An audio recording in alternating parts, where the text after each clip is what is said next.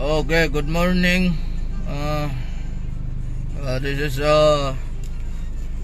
This is me again. Good morning, welcome sa channel ni Mang Burutoy. Ang ano ko lang ngayon, gusto kong magbigay ng saloobin dito kay Silver Voice TV. Itong si Silver Voice TV talaga magaling ito, mang-asar talaga. Yan ang ano niya talaga, asarin niya. Yung hindi niya, yung ayaw niya, gusto niyang asarin. Yun ang. Pero Silver Voice TV, itong masasabi ko sa iyo. Siguro alam nyo, marami namang boxer nung unang panahon. Marami. Pero hindi naman ganito ang nangyari ngayon, na parang yung mga boxer na mismo ang na sila nagpapagalingan, o hindi na sila parang nandahil din sa mga vlogger na gumagawa ng mga isyo at nagsusulsol. Dahil yan sa mga vlogger talaga. Kaya minsan nagkaroon ng hindi pagkakaunawan itong si General Casimiro at si Topales. Tingnan nyo ang nangyari, Silver Voice TV. Pag natalo na ngayon ang sa MP promotion, marami ng basher. Kasi ikaw naman talaga ang dahilan dyan.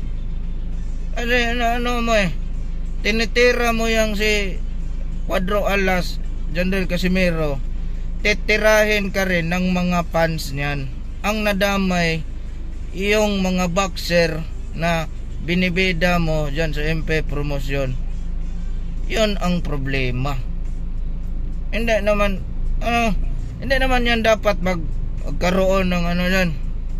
Kasi sila pareho yan silang naghihirap. Si Casimiro ba yan, si Sultan ba yan, si Tapales, sino ba yan? Tingnan mo, pag natalo sila, binabas na sila ng tao. Dahil dyan sa itong kasi ni SB, pangit talaga. Kasi alam mo, itong si Casimiro, nagbigay yan ng karangalan sa bansa natin. Naintindihan mo? Yan si Casimiro, nagbigay ng karangalan ng 3-time division yan. Kung umalis sa dyan sa MP promotion, kung ano bang dahilan umalis sa dyan, ayoko ng yan. Respeto mo yun. Hindi mo na kailangan magsabi kung kangkong siya, kung napuntas kangkong. Kung masira karir niya, hayaan mo. Problema mo na yun. Hindi mo na yun problema yan. Respeto mo yun, kagustuhan niya yun. At saka hindi naman talaga nasa kangkong yan Mayaman yung tao, maraming pera yan. At hindi ibig sabihin na wala na yung karir niya. Sikat talaga si General Casimiro, kaya gani yan ang pinag-uusapan natin.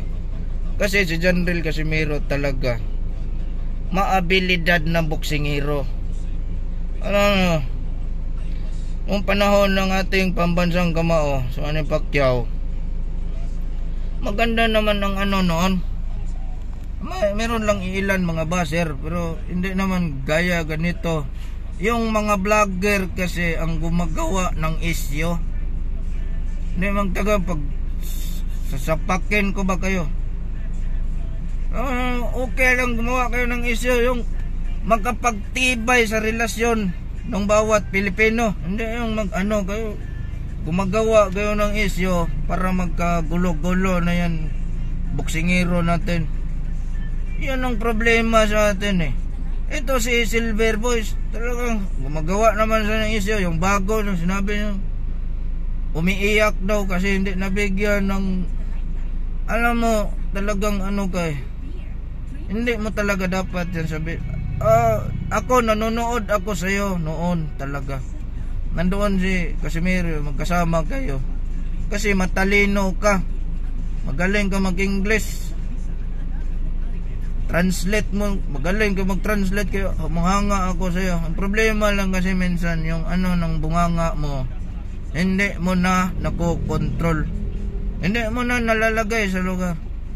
Gaya sa atin, mga ano lang kami, mga fans lang, anak ng titing, fans lang. Wala kaming karapatan dapat magsabi. Kung natalo ang boksingero, sabihin natin, magsabi na tayo ng masama. Wala tayong karapatan. Hindi naman tayo ang sumasalo sa suntok niyan eh.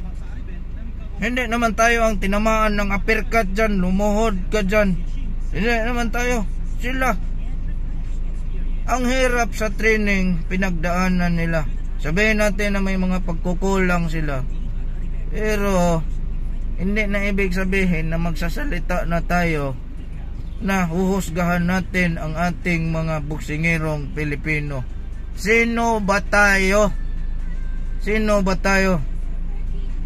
Kaya lang naman din nagkakaroon ng isyo yun dati si Tapales at saka si Casimero dahil din sa mga vlogger. Kasi yung mga tanong ng mga vlogger na yan, anak ng, yung mga tanong talaga nagkakapag-trigger. Sabihin ni Juan, alam naman natin si Casimero na maanga siya nung sinuta. Pag napansin niya na parang Juan, pinag-aaway nyo lang. Kaya ito si Silver Boys TV, tigilan mo na yung kaanuhan mo. Ang gawin natin, suportahan natin lahat boksingero. Lahat na tayo ngayon, walang ka ng titing talaga. Ngayon, suportahan natin. Sunod-sunod na yung pagkatalo natin. Si Silver Boys, puro panin. Dahil dyan sa paninira mo, sa mga tira mo kay Casimero, ang naapektuhan, yung nasa MP promotion ng mga boksingero. Kasi hindi naman biro itong tagahanga ng Cuadro Alas na ito. Marami ito sila. Yun ang nasabi ko sa iyo, SB. Tigilan mo na. Hindi na tayo magtagal. Kasi magbabiyahe pa kami. Maghanap pa kami ng pera sa daanan baga may mapulot kami doon. Yun lang, SB talaga. Ang ano lang sa iyo, SB, respeto. Yun ang ilagay mo sa sarili mo. Kung wala na si Alas sa MP, kung nagkasira-sira man siya, umatalo man siya, magtabla man siya, ingalin man siya, wala ka nang pakialam doon. Kasi desisyon nila yan. Hindi mo yan problema. Naintindihan mo? Hindi naman sila talaga to si SB, kasi minsan nagkaka-high blood ka rin minsan. Kaya mga patawa-tawa, akala mo nakakatawa. Hindi yon nakakatawa. Kasi ang tinitira mo, boksingerong Pilipino na nanalo, nagkampiyon ng 3 division. At hindi biro na record yon, SB. Hindi biro bago marating yung record na yon. Kaya wag ilagay mo sa lugar yung mga tirada mo talaga. Ilagay mo sa lugar na kanang gusto ko na sanang tapusin. Hindi ko maalala ko kasi hindi kasi maganda yung pinagsasabi mo. Ano kanang yan na mga vlogger tayo. Ako gusto ko rin, nag-vlogger ako kasi gusto ko subukan to. Pero mag-vlog tayo ng tama, patas. Hindi tayo mag-vlog ng mga, meron din dito nag-vlog ng sabi may laban na si Casimero, kahit wala naman, anak ng titing. Walang laban, wala pang laban na sinabi.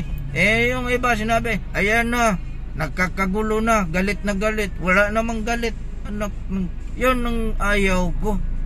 Yun ang mga fake news kayo eh. Patas kayo. Yung mga nagasulsol dyan sa mga boxer yan. O tingnan mo, yung natalo si Angkahas, gibas na. Bakit gibas si Angkahas? Kasi itong si Silver Boys, tinira niya si Casimero na ganito, laos na kasi wala sa MP promotion, hindi na naayos ang training. Saan ba yan nagumpisa? Dahil dyan kay SB, gumante naman yung mga fans ni Cuadro Alas na hindi din naman nila mapigilan. Sinong natitira ngayon? Yung mga boksingerong Pilipino rin. Sila Angkahas. Napagkagaling ni Angkahas. Natalo lang. Hindi naman pwede boksingero ka, lagi ka na panalo. Hindi mas Mayweather, kaya lagi mo yung gatakbo yon. Kaya panalo. Yun ang sabi, ang ano ko. Yun ang advice ko. Sana, SB, stop na. Huwag ka nang... ang maganda ngayon, alam mo anong maganda ngayon? Magkasundo na kayo. Casimiro. Magkasundo kayo. Magtulungan tayo kasi wala na. Natabunan na tayo ngayon ng mga talo. Kawawa na tayo. Yun lang. Maraming salamat po. Mabuhay ang bayang Pilipinas. Tinitira pa tayo ng mga mananap na China. Ayun lang, mabuhay ang bayang bansang Pilipinas. Ang mga boksingerong Pilipino, suportahan natin.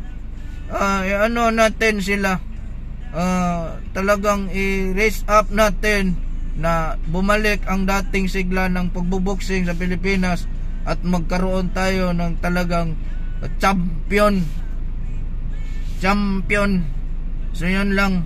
Maraming salamat po. Mabuhay kayo. Ito, channel Mang Burutoy. Maraming salamat Mang Burutoy sa panahon. Salamat po.